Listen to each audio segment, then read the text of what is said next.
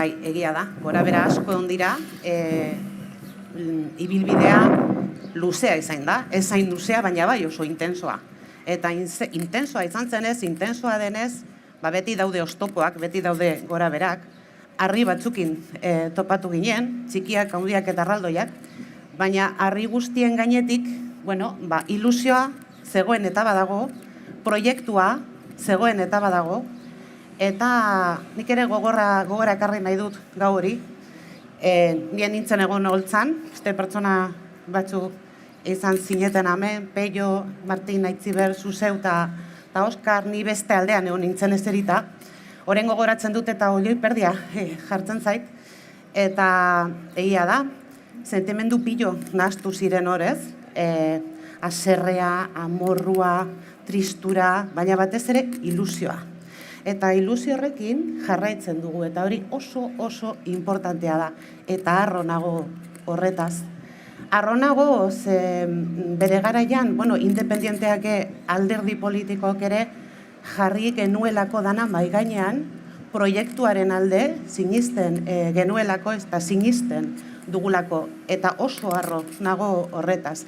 Baina aipatu behar da baita ere, badakit, beti aurpegia gaudela, aurpegia ezaguna gaudela hemen, baina txoko askotan, auzo askotan, herri askotan kriston lana izen, garai hartan egiten da gaur egun ere, baina batez ere garai hartan egiten zen kriston lana hauteskunde programa egiteko, zerrendak egiteko, kanpaina prestatzeko, ezberdinon artean elkarlana izan zen, eta ados jarri ginen, ze oso errez alfombra gorri bat geneukalako, ez?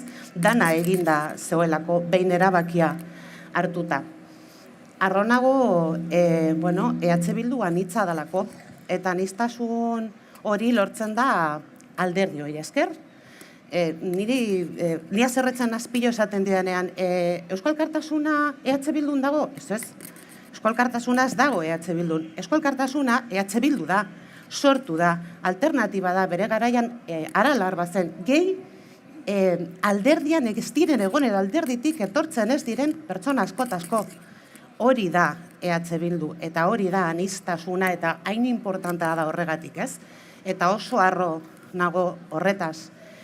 Eta oso harro nago baita ere, bere garaian landatu genuen hazi hori, orain bihurtu dela izugarrizko baso erraldoian. Landatu genuen hazia eta orain baso erraldoia gara, gero eta zuaitz gehiago gaude, eta gero eta gehiago izango gara. Eta Euskal Herri, zazpi herrialdetako Euskal Herri independiente, ezkertiarra, aurrerakoia, feminista, gizarte politikan eta justizia sozialan oinarritutako Euskal Herri hori lortzeko, EH Bildu tresna bakarra da, eta oso harro nago horretaz.